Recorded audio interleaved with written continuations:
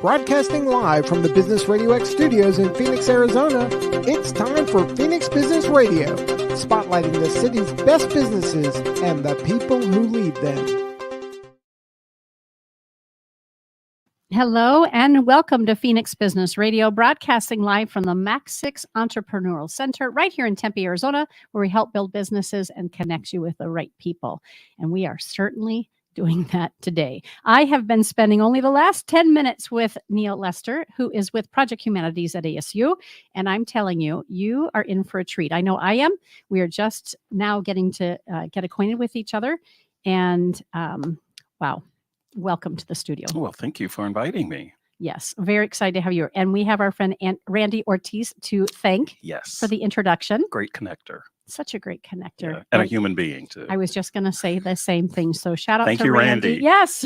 when we have an opportunity to have him listen, he was very excited about the introduction. I think it came through social media, and you and we just had already admitted we're not on there a lot, although at least in my world it appears that I am.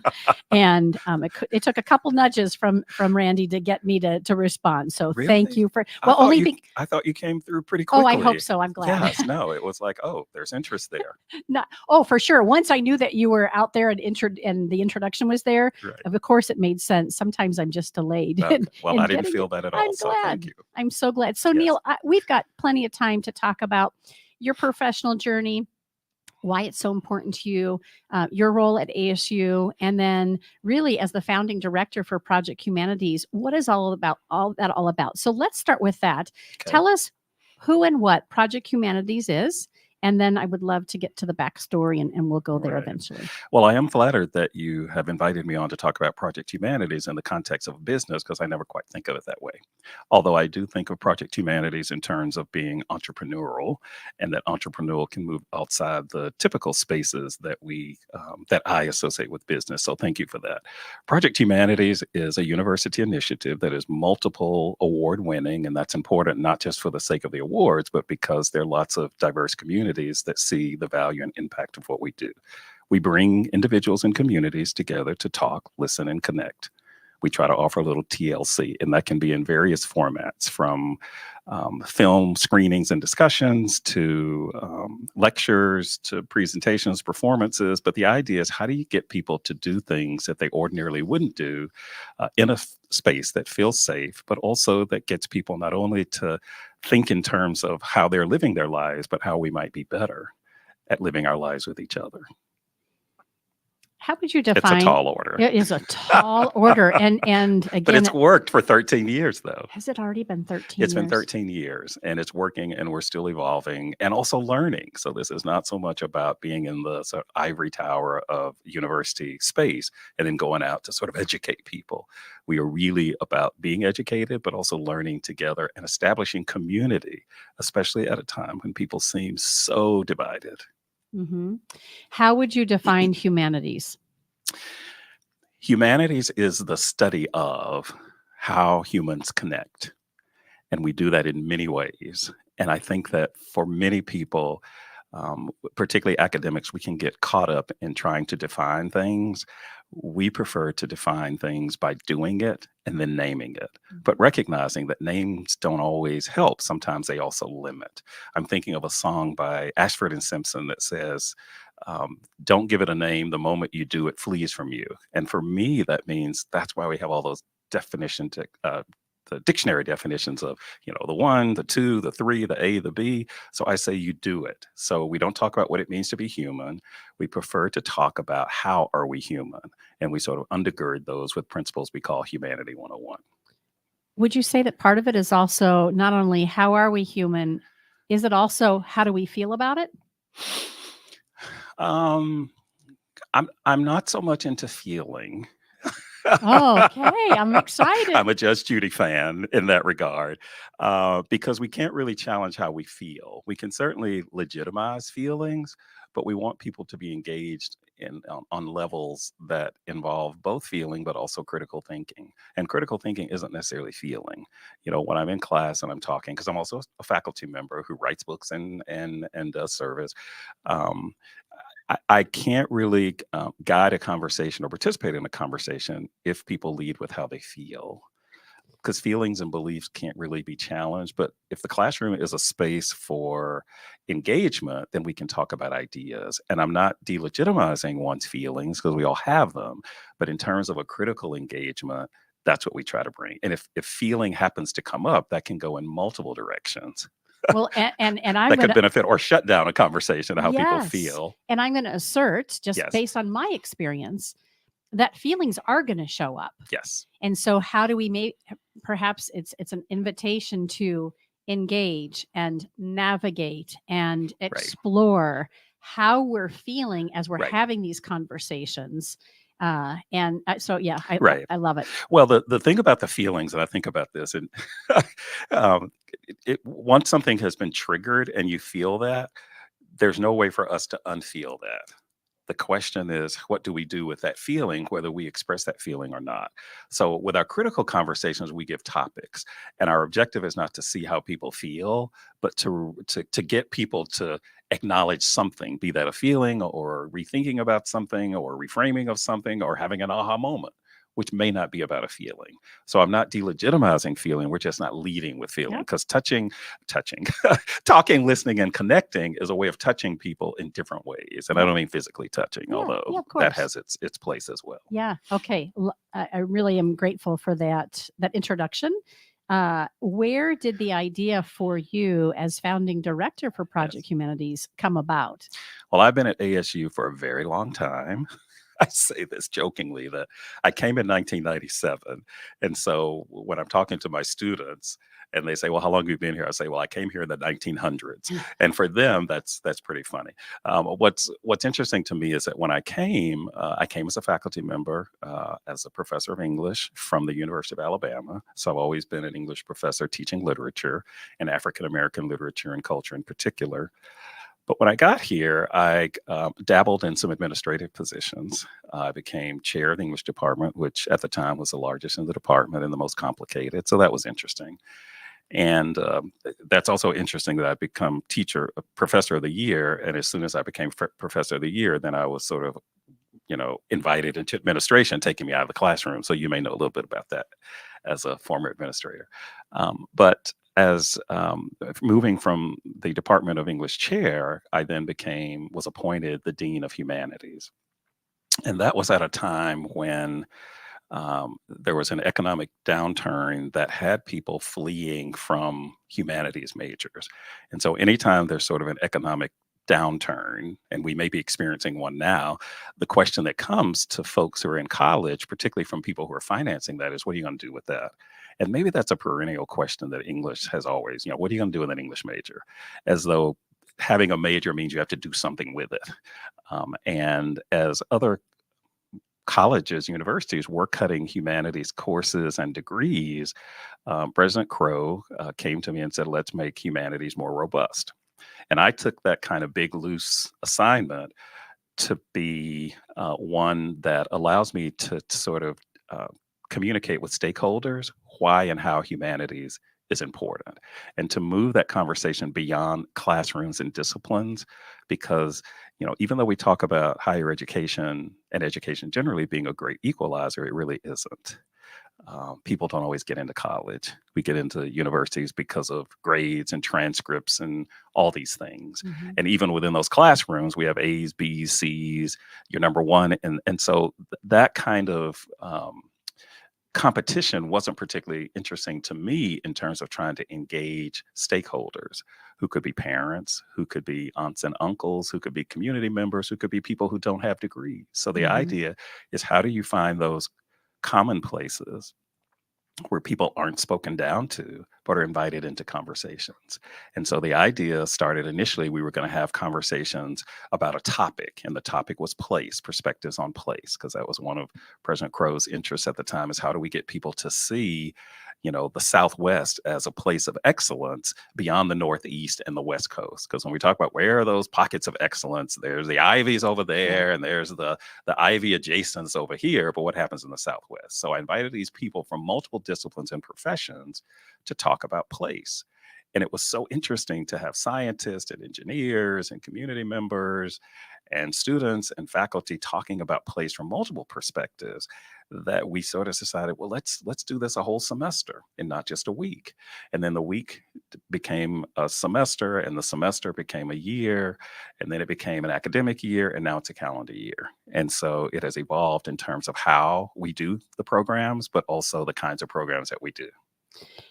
I have the benefit of having seen, and of course we'll share it in the show notes, some of the topics that you've had conversations around. I'm happy to read some of them because I was blown away and would love to be in those conversations. And that's a random sampling. Oh my goodness. So yeah, 13 years. Menstrual equity, banned books, inclusive bathrooms, and fear of diversity, white women dismantling white supremacy, history of HBCUs. Yes, historically Black colleges and universities. Okay. Indigenous rock music, social justice beyond books through things and stuff, dispelling myths about beauty queens, dispelling myths about drag kings and queens, food and identity, schism.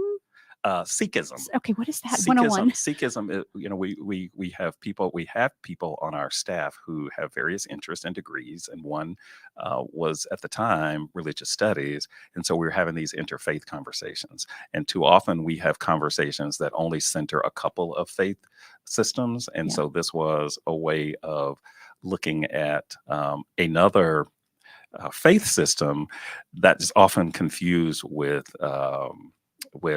Muslim faith. And is that what Sikhism is? Well, it not is, but it's people get those confused. Okay. And particularly after 9/11, one of the first persons who was killed at a service station here was somebody who was Sikh, and people thought the person was Muslim because they were wearing. I remember. Yes. Okay. So we want, and what's interesting about that is that came to us from two Sikh doctors from Scottsdale who knew that Project Humanities brings people together, talk, listen, connect, and said, I'd love to do a series on Sikhism. And we called it Sikhism 101.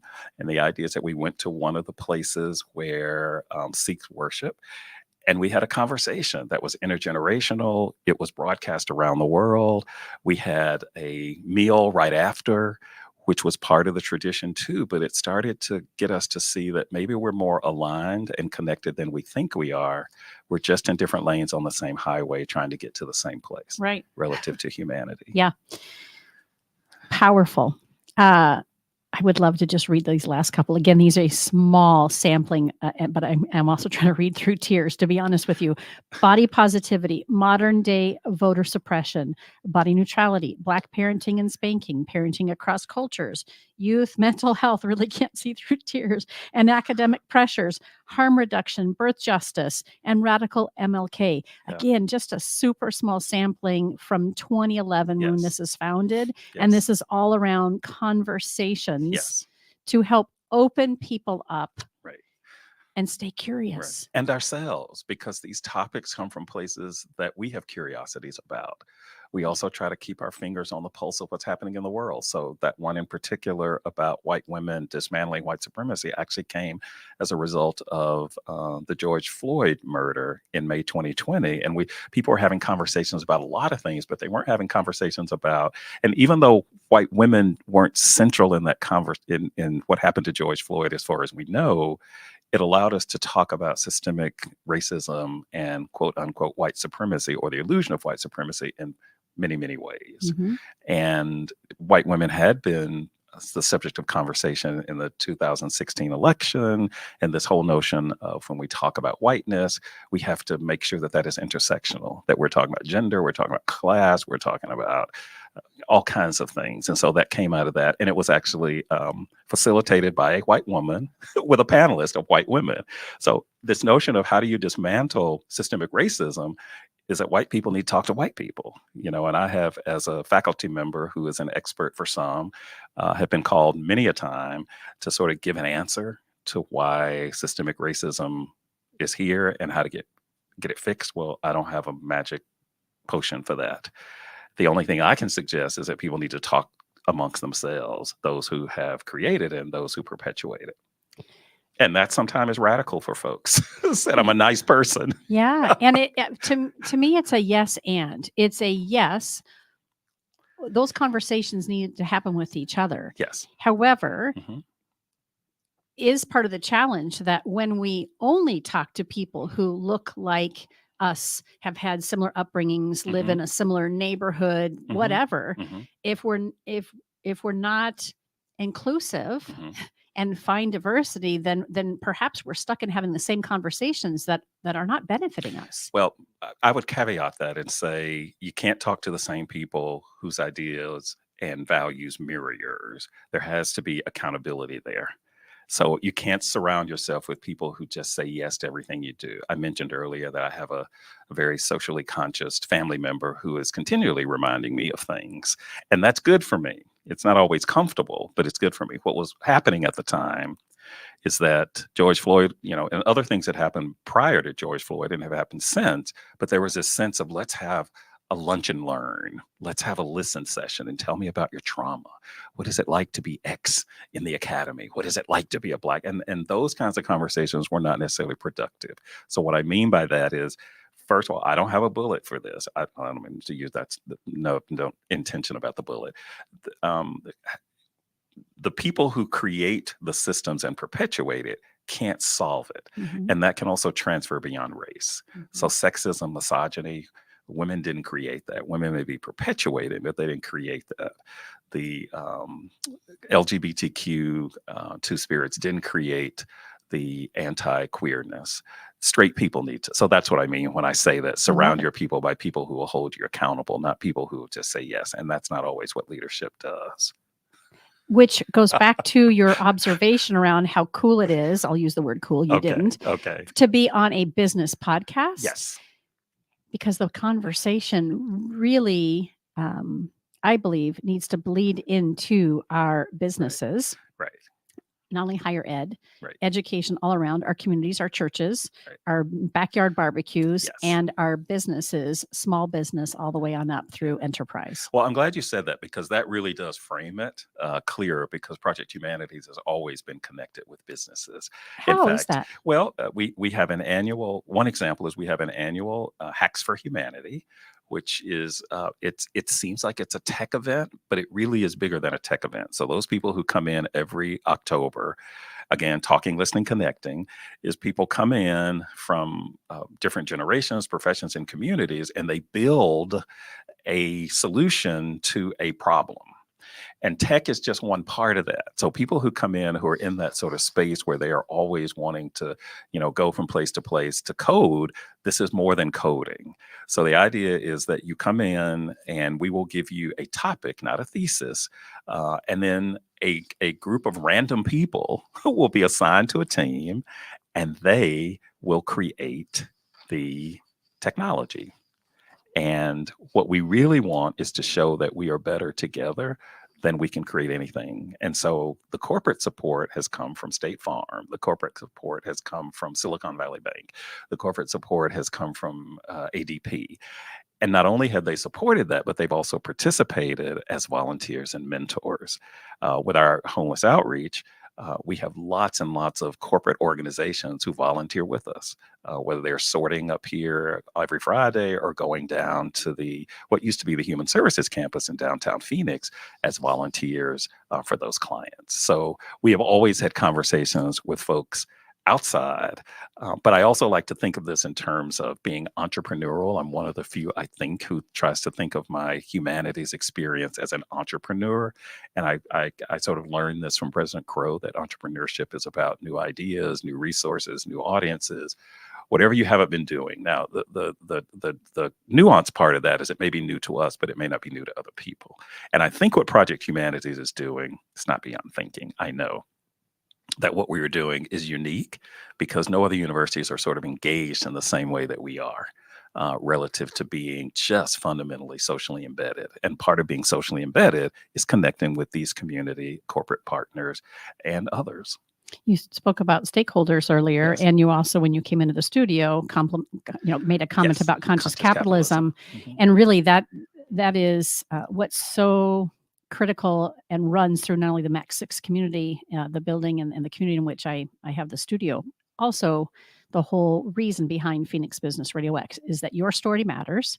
And these conversations are better shared when people have access to it, which is why you do it through podcasting. Right. And that's stakeholders, right? It's community, it's the vendor, it's the client or the customer, it's the employee or the teammate sitting next to you, it's upper management, lower management, it's everything. And the passion and the purpose that you serve, how can it be a win for everyone? Right.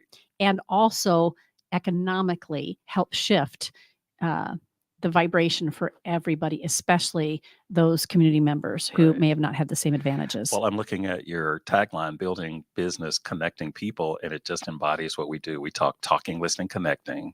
We lead with people first. That's one of the lessons that we learned Mhm. as we do our outreach to now over 250 clients and who are unsheltered, is that we try to get people to think about what we say, because what we say reflects often how we think or don't think. And so at one point, some of our volunteers were saying, oh, homeless people, homeless people, homeless people. We said, well, let's lead with people first. Let's say people experiencing homelessness, so that homelessness is not perceived as an identity, but rather a circumstance that any one of us could be flirting with at any moment. I have two introductions for you and probably more. When you talk about the October event, Hacks Yes. for Humanities, one of the Humanity. Oh, so Humanity. Hacks for Humanity. I know, yeah, humanity, Okay. because we have Yep. these Humanity 101 values, and part of this was to be a thread pulling these seemingly separate things together. And so we thought, well, let's frame it around humanity. And Just the like thing- you said a moment ago, it's people. It's people. It's people. And Yeah, so- not homeless people. It's That's right. people It's first. people experiencing homelessness. And so we've come up with what we call these 7 principles: compassion, empathy, forgiveness, integrity, kindness, respect, and self-reflection. And we don't define those for people because we know that they exist across cultures. And what we have since May 2020 in George Floyd's murder is connected those with both diversity and justice. And even Dr. King, in one of the speeches that no one reads called The Other America, and I invite people to read it, 1967, he delivered it at Stanford University. He says large segments of society, at the time he says white society, but we have opened that to say large segments of society are satisfied with tranquility in the status quo. But in order to value, center humanity and justice, we have to disrupt that tranquility. And that's what Project Humanities is doing. And when we stop and focus on people, instead of this notion of what we have accomplished and how many awards we have, and are we number one, and what is our ranking, then we can focus on community and sharing, and not necessarily getting lost in capitalism that is not conscious, shall we say. Yes. So often people say Yes. that conscious capitalism are two words that should not exist in not even the same sentence, let alone the same phrase. And it's paramount that it Yes. be just that. Well, and those organizations can happen. It doesn't have Yes. to be an either or. And we tell people that in our hackathon, we call it a hackathon. It's called Hacks for Humanity, Hacking for the Social Good. And it means that this is not about finding your car in a parking lot, which could be very important, but it's about something bigger than that. Mhm. And once these teams have been put together on Friday night, it's 36 hours. It's like a giant slumber party with corporate support. These teams come together, they are mentored, they're taught how to do a business plan, they are taught how to do a pitch, they're taught how to do a website. And at the end of this, it's a competition. And the competition is about humanity, though. And what happens more often than not is that these teams have developed something beyond the hackathon. And so there's networking, there are friendships, there are things that go beyond whether your product won or not. And then we have supporters who give out little things that we offer as raffles during it. So it really is about how do you build community in a space that ordinarily wouldn't come together. It's life-changing. And it has been for us, particularly for me as a humanities person who is not in that space. But what I recognize is I have something to contribute to that I may not be doing it, but I'm certainly facilitating it. And that's how I see Project Humanities more broadly. We're facilitating things and hoping that seeds are planted that we may or may not see immediately before us. Would you say that the Hacks for Humanity and your work to help homeless here in we would say support support rather to help because help support or feels just yep. hierarchical. Okay. Perfect. I Mhm. love the corrections. Well, I don't mean it's no, not, no, no, no. it's, I'm welcoming it, and it needs to be. I'm fine with that. I shared with you earlier that for oh gosh, it was probably I want to say 2018, 2019 into right. 2020, we did this beautiful series called Right. Racism in Small Business and Yes. the Arts. Yes. And I co-hosted that with two other women, and we had authors and speakers and business owners and leaders on in these deep conversations. And I learned so much. And Right. again, I'm naive. I bring a bias that sometimes I'm aware of and other times I'm not even aware Yeah. of. And so I'm appreciative when someone redirects me. Well, I'm learning stuff and I have to make sure that I'm not doing that inappropriately. But that's one of the things we had to talk about because there's a way in which doing the outreach can feel a little saviorish, that we are going down and helping people who can't help themselves. And so if we support them, then we don't have to bring in that notion of helping. I'm helping you. And so much of poverty porn, for example, that's a topic that we've also dealt with and I've learned personally about because we would do that, 10 years ago. We would go down and take pictures of people in tents and people sleeping on sidewalks and post those pictures and say, oh, come down and volunteer. And some of the volunteers were saying, oh, if you really want to feel good about your life, come down and see this. And I was like, okay, let's reframe that. It really got, That's where that came it got from. weird, didn't it? That's Look at me doing good. Yes. Yes. And I've been, I myself have found myself down that trap and have caught myself and or other people have Yes. caught me and helped me redirect. So the stuff that I'm doing is stuff that I've learned because we were doing it also. Yeah. And I've learned that there's a name for it and that we do it we do it in different levels. I mean, it happens at the university when we're asking for money. Yep. And we give the story of from rags to, if the person didn't have this fellowship or this scholarship, they wouldn't be able to go this place or go that place.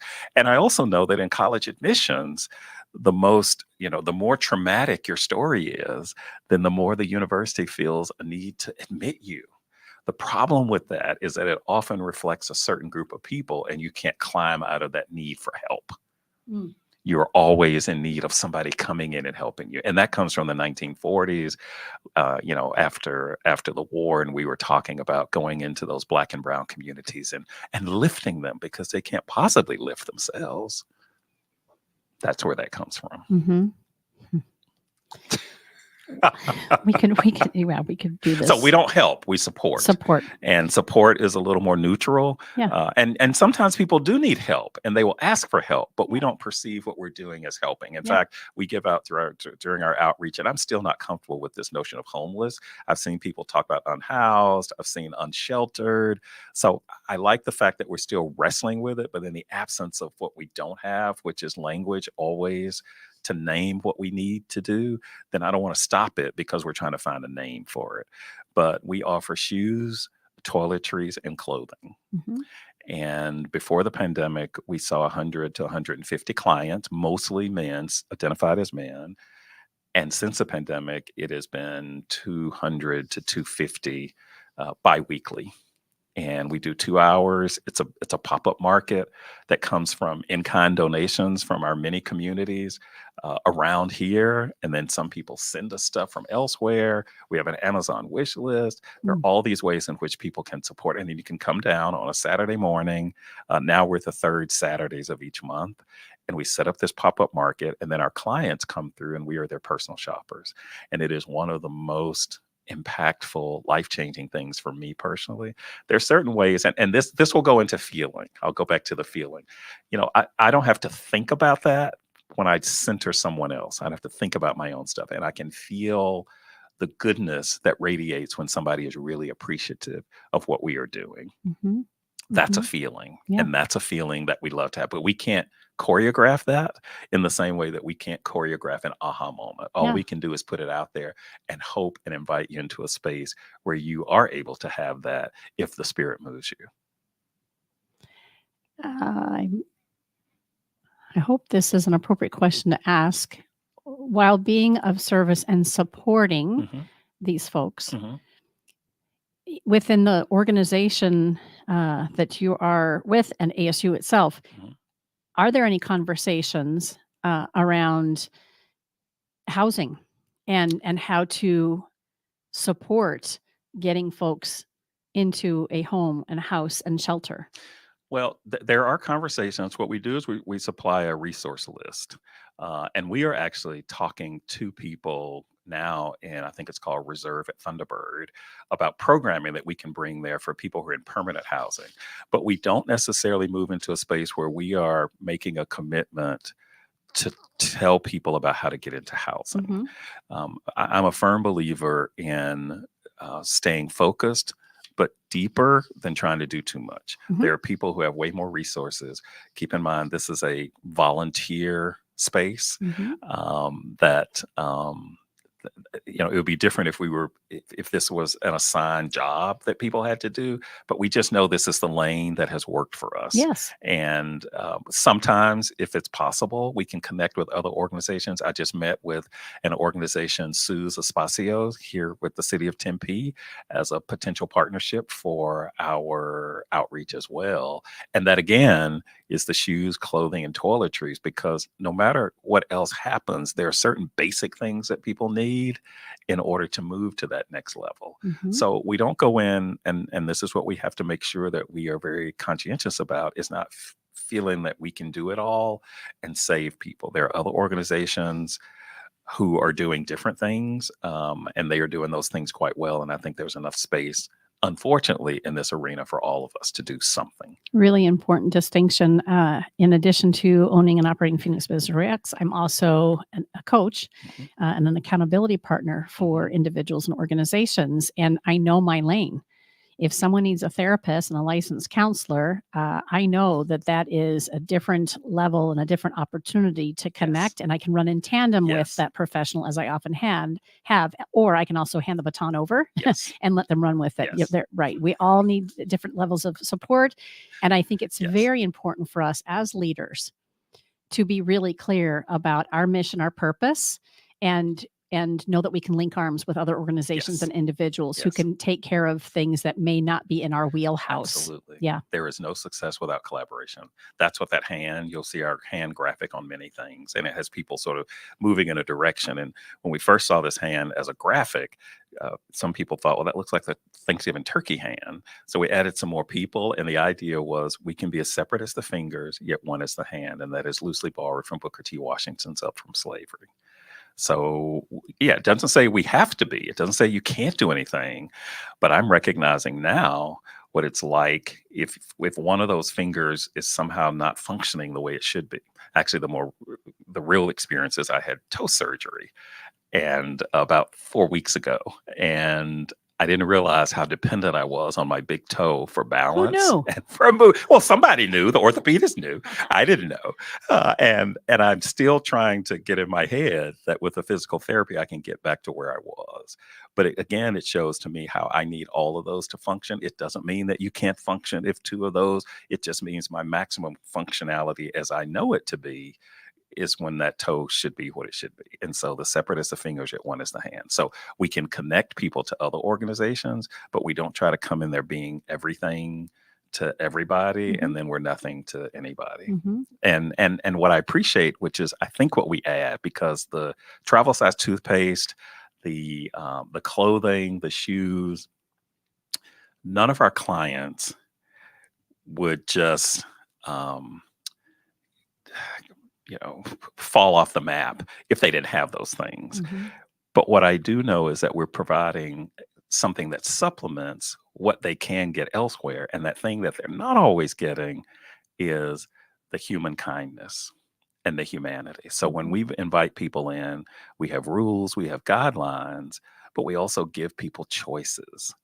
Can't tell you the number of times I've seen on social media where somebody, I hope unconsciously, is saying, oh, I saw this homeless person outside McDonald's and I went in, bought a hamburger, and then brought it back to them and they didn't want it.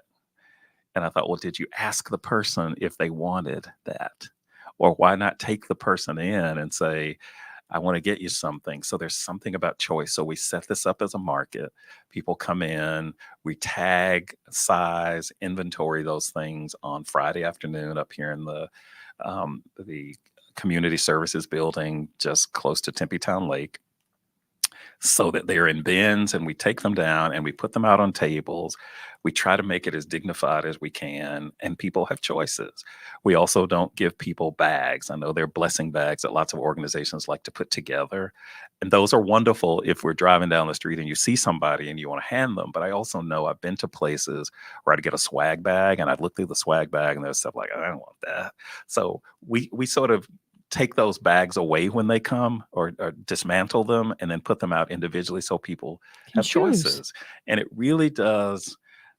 It rings, and this is where the feeling part comes in. It really rings differently than having a conversation in a classroom, or even in our conversations where we feel like we've really learned something or been enhanced, when somebody comes up and says, thank you. I know that you don't have to be here, but thank you for doing this. And even though it's a huge commitment, to do it. It is one of the most transformative things for me to feel that we have somehow made someone's life easier, if only for a moment. And that moment might be acknowledging them, saying, good morning. What's your name and what are you looking for this morning? And just to have a name, and just to have somebody center, as we are the personal shoppers, as the volunteers, for 20 minutes. Oh my gosh, this looks great on you. And watching somebody grab a pair of X and just feeling ecstatic that they have that. That to me that's the feeling part, but we can't choreograph that. At It's the not end, fabricated. It can't be fabricated. There's something that's so authentic about that it sort of can cancel out for that moment all the other stuff that we may have been burdened with as we came down. And it's all around Humanity 101. We call that Humanity 101 in action. I was just going to ask you about that particular program as it relates to undergrads. Yes. How does that all play out? Well, it's not we love language. And so Humanity 101 is not a class. It is a series of strategies and programs that link these activities together. So we call it Humanity 101 because it's fundamental to human ties.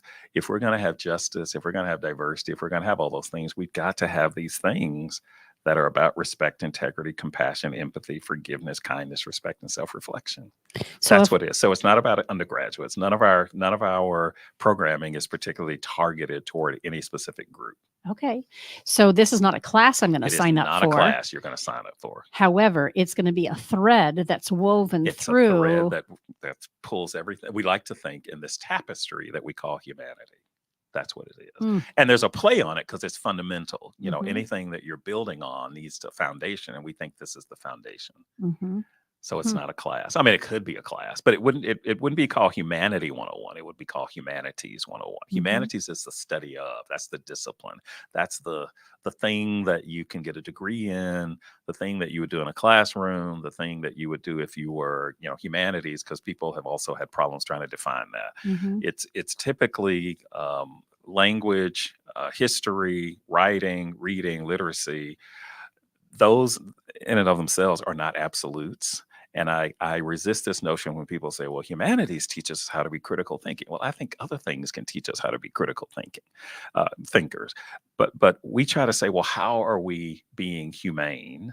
And I think that's where these principles come in to frame this. And again, rather than trying to define it, we try to do it and then name it. And from what I know, humans were always doing things before we had a name for it. We didn't name it and then go do it. We did it and said, well, here's what it is. This is feminism. Oh, this is womanism. Oh, this is X. So that's how I, as the leader of this organization, try to sort of frame the conversations that we have. How do our listeners and viewers get involved? Is there room and space to become part of it if we're not necessarily part of the ASU community? Are you kidding? I love that ball on purpose. Are you kidding? Oh my gosh. There is a place for everybody in this initiative. and it recognizes that you don't have to physically be here. We do virtual programs, especially during the pandemic. We started a podcast club, and a podcast club specifically was a discussion, much like a book club and a film club, where people would listen to a podcast that we would select, and then they'd come and have an hour discussion about it. And that has opened us up to so many possibilities nationally and internationally, as did the hackathon. We did that online. Oh my gosh, there were so many moving parts in that, though, that it was Online. exhausting, but it worked, though. Yeah. But trying to orchestrate. So, Yeah. Just go to our Project Humanities website. That's the first place. And then we have volunteer opportunities that go beyond the outreach, but you can always look at all the different parts of that outreach. You can also call us at 480-727-7030, or just email us at projecthumanities at asu.edu. And I am likely the person who will be responding to those. But I do have a wonderful team of people who have challenged me, but also helped me see how we can be better as an organization, both institutionally, but also individually. There's a place for everybody. And then come to our hackathon in the fall. And if you can't come, to participate, for 36 hours, even though we're going to give you food and snacks and games and raffle, you can mentor for 2 hours or volunteer for 2 hours with the logistics. So there is not one opportunity that you can't create, depending on who you are and what you want that volunteer experience to be like. Yeah, bringing my skill set and also Yes. staying open to gaining Yes. far more than I'm bringing. We hope. Yes. We hope. Well, that opportunity is there. Yes. You mentioned already the website. It's Yes. projecthumanities.asu.edu. Can you give us that phone number one more time? Yes, 480-727-7030. And we are there from 8 to 5, and I'm more often than not answering emails. It's interesting because what's not on that list of things that we have done, the topics, is hustle culture. We even talked about that. That hustle culture, which I didn't know it had a name, is one of those things where we can't quite put our phones down or not respond to an email, and essentially not take care of ourselves because we're always trying to respond to someone else. And it was interesting having that particular conversation because in order to come to the conversation, one had to put it on the calendar. So in an already busy schedule, but that's what makes it radical, though, is when you stop and say, this is what I'm going to do for me. And too often, the hustle culture is about other people's demands on us and our commitment to fulfilling stuff that we don't design. Yeah. And so this is a way of, and I'm still learning that. So keep in mind, I am not leading an organization that I know everything about except how it started. But in terms of the topics that we choose, I like these in the same way that I teach classes that I want to learn about. When I started the N-word class back in 2008, I wanted to know how that word was still being so commonly used around then Senator Barack Obama. So rather than try to read a book, I said, I'll create a class around it. Same thing with children's literature. Same things with the race and gender politics of hair. I'll see something curious and I'll say, I want to study along with my students. And I create the class. So I have the luxury of doing that. There's something very special about you. I'm you. just very intrigued. You're hitting all the high notes for me as I get to know professionals and even just people in my personal life. There's this thread of curiosity. There's this thread of what I call soulful self-reliance, where you are really accountable to yourself, what you're saying out loud, and how it's showing up for you in your body and your spirit. I just am so thrilled, Randy. Thank you, Randy. It's been a joy to get to know you. How did you land in academia even to begin with? Like, tell us about Neil the early years. Okay. Well, I grew up in a small town in Georgia. Close to Athens, Georgia.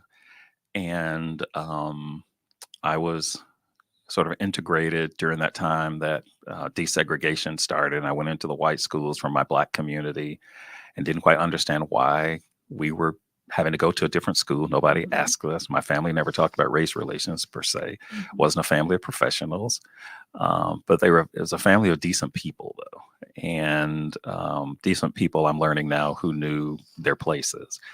So I think eh, because I had a strong church family that was not just interested in our spiritual growth and development, but also very, very focused on education. So it was not an option that we're going to go off, the people who went to this segregated Black church, off to college someplace. Now, that in and of itself is a bias because there are vocational things, but churches have been showered by the same kinds of things that other institutions have.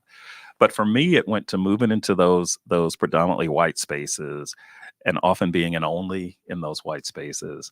And then going off to college at the University of Georgia system called West Georgia College, that is now the University of West Georgia. And then being sort of kind of serendipitously admitted to Vanderbilt University, where again, I was one of few African Americans who was in my graduating class. And the first, as I understand it, person, English PhD person of color there, Black person. Hmm. And so the first job was at the University of Alabama with a short stint at another liberal arts college called University of Montevallo.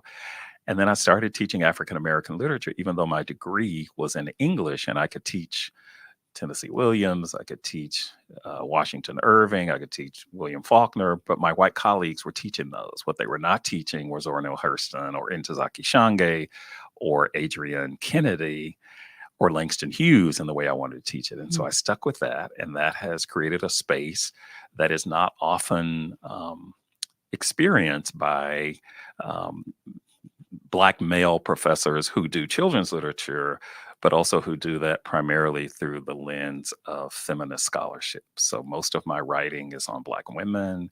My books are on Black women. I grew up in a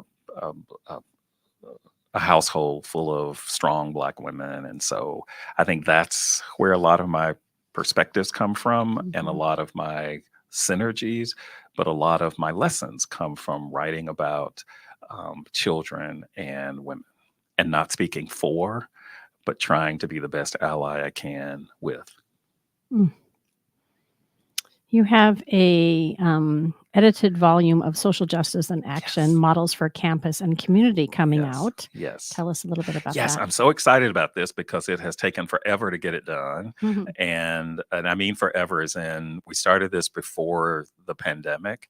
And then once the pandemic started, everything slowed down. Mhm. And the pandemic and George Floyd's murder had to be integrated once those initial 19 people had written their pieces. So there's been this constant back and forth. Trying to work with 19 other contributors has been both rewarding but also challenging in terms of meeting deadlines. But I also had some challenges just in the volume itself because I wanted this volume to be different than anything else that had been published by this professional organization. And it was also part of my trying to write down my journey of trying to understand what justice is. And what I discovered is I don't know what justice is because we have not, as a society, from my perspective, witnessed justice for all. There's justice for some, depending on the skin color, depending on your gender, depending on your sexual identity, depending on your class. And so, what's easier for me to do, and I conclude this in the book, is to acknowledge what injustice is and address that, and to continue to work towards something that is more just. And I have 19 different perspectives in there that could not have been a perspective I could have done as a single author. Everything from there's an actor, Harry Lennox, who was in Blacklist and also Matrix Reloaded, who writes about what it's like to be an actor on the screen and the stage and also be an activist, because those don't always seem to match. And he goes through an interesting personal story about how he has to somehow manage his own activism when he's taking on a role and the consequences that can have for those who are out there being an activist and making social justice pronouncements, but also wanting a job. We also have an architect in there who is writing about buildings and the ways in which buildings do or do not, mostly do not, reflect justice issues. Everything from the boarding schools for indigenous children to Jim Crow laws that separated people. Mhm. All of that was based on a certain kind of physical architecture. We also have essays in there about higher education is being oversold to underrepresented groups. And that resonated with me on a whole lot of levels. And there's an essay on Project Humanities. There's another one on as a community engagement model, but there's another one on meditation within prisons, how that is itself a radical act. There's a conversation about museums and libraries being social justice spaces. So the idea is, how do I get as many different voices in there that can talk about different ways of doing and engaging social justice work without virtue signaling, but also talking about the pitfalls of doing that work. And what's sad to me is, and I know that sadness, sometimes people rest in that, it doesn't move you. Mhm. But what's frustrating and sad is that I've got voices in there of people who have been doing this work for as long as I've been alive, and they're still talking about the same challenges. Mhm. Mhm. Jane Elliott, for example, who did the brown eye, blue eye test back in 1968. She's the white woman, and we said the little white woman who just created a stir when she had those third graders do the blue eyed, brown eye test, which was the arbitrariness of power and privilege. And she's still doing that. And it was a response to Dr. King's assassination, and her white kids in Iowa wanted to know, well, why did people do that? And she tried to explain racism through this. Okay, today we're going to pull all the blue-eyed children together, and you're going to be able to do X, Y, and Z. You're going to go to the bathroom first. You're going to do this first. You're going to do this. And then the next day, it was the brown-eyed people. And she watched them, the kids now, third graders, based on this sort of arbitrariness of eye color. And I'm excited about those because they offer perspectives that I, as a single author, couldn't do. Mhm. And it's a way of sort of challenging this notion, first of all, of what humanities is, because that was one of the reviewers' comments is, well, how is this humanities? How is this a teaching? How is it So not? there was the question, though. But part of that is because we couldn't get unshackled from the ways things have always been. Mhm. And so, one of the reviewers, also anonymous reviewer, said, this is a book that this organization needs to look at as a mirror to sort of address some of its own concerns. And so from the very beginning of that, it was just one constant sort of having to justify and explain why I was writing this volume as was. And even up to the last copy editing, I had to remind a copy editor that interpreting my argument was not copy editing. And to tell me, as a Black person in this country who has been studying Black folks for a long time, that maybe we should call the Negro National Anthem, Lift Every Voice and Sing, the Black National Anthem, was insulting, because that was not what it was called when it was written by those two Johnson brothers. It was not called the Black. And that has a whole different connotation when we talk about the Negro National Anthem versus a Black national anthem. And so those kinds of things were interesting, but it showed me again how there's still gatekeeping, and that for some of us who are doing the work, it can be still kind of treacherous. And I did mention, I'd be remiss if I didn't mention this also, for engaging in the social justice work.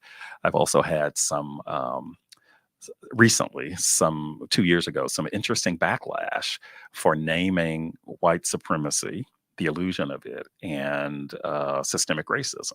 So much so that I, to this day, still get some very, very disturbing emails. Mhm.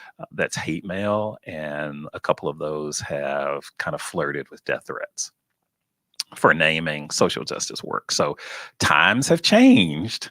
I don't know that this would have been the case 8 years ago, because I'm doing the same sort of stuff that I was doing before. It is not, it's not to be provocative. It is to sort of name things in ways that don't necessarily sugarcoat them, Mhm. but call them out, call them in. But there are people who don't want to hear that. And if you put that in the context of the present political system, context of legislation being used to essentially whitewash or silence any conversations about U.S. history, then the work that Project Humanities is doing, and the work that I am trying to do as a researcher, is critical to our evolution. Beautiful place to pause.